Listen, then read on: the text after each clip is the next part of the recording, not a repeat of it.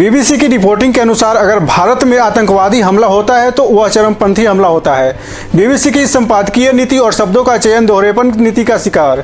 नमस्कार, मेरा नाम है अभिनव और डीआरएन में आज बात करें बीबीसी की रिपोर्टिंग में आतंकवादी को चरमपंथी कहा जाएगा तो क्या होगा, आतंक के विरुद्ध वैश्विक लड़ाई का।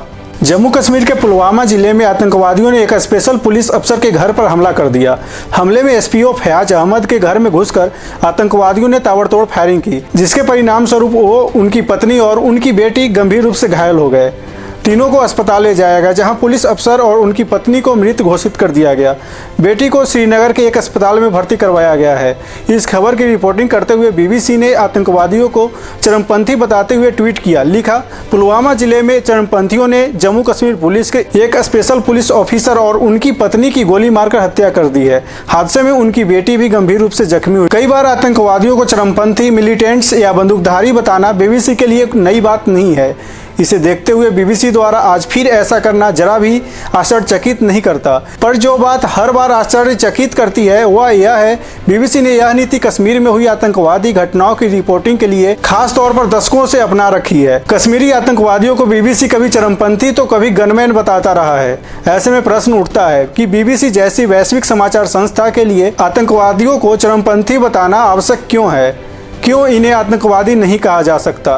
बीबीसी की यह नीति किस हद तक न्याय संगत है? यदि मीडिया के ऐसे ही खेल रहे तो फिर आतंकवाद के विरुद्ध वैश्विक नैरेटिव का क्या होगा? रिपोर्टिंग को लेकर हर मीडिया हाउस की अपनी नीति हो सकती है, पर कुछ बातें तो ऐसी होनी चाहिए जिन्हें लेकर कोई समझौता न हो। भारत द्वारा 370 हटाए जाने के बाद वैश्विक मीडिया संस्थानों की नीति में बदलाव आए दिन भारत के नक्शे को गलत ढंग से दिखाए जाने से लेकर कश्मीरी आतंकवाद पर पर्दा डालने तक में दिखाई देता है। कई बार ऐसा लगता है जैसे ये संस्थान जानबूझकर भारत सरकार को चिढ़ा रहे हो। वैसे देखा जाए तो कश्मीर में आतंकवादियों के पक्ष में बोलना या उनका अपोलोजिस्ट बनने का काम केवल बीबीसी नहीं करता।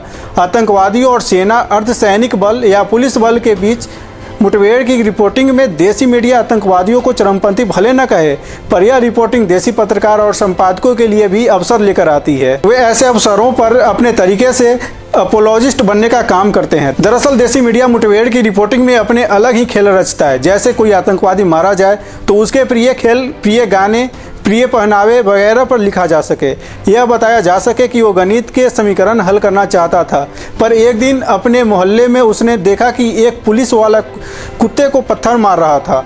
बस वह गणित के समीकरण छोड़ चरमपंथी बन गया। या फिर उसके पिता हेडमास्टर थे और वह खुद मास्टर बनना चाहता था, पर उसके पास मास्टरी का फॉर्म भरने के लिए एक कलम नहीं थी और उसने निश्चय किया कि वह आतंकवादी बने, चरमपंथी बनेगा। या यह कि मरने वाला नौजवान धोनी का फैन था और वह विकेट कीपर बनना चाहता था। एक दिन सेना के एक जवान ने उसका दस्ताना छीन लिया और इसलिए यह नौजवान चरमपंथी बन गया।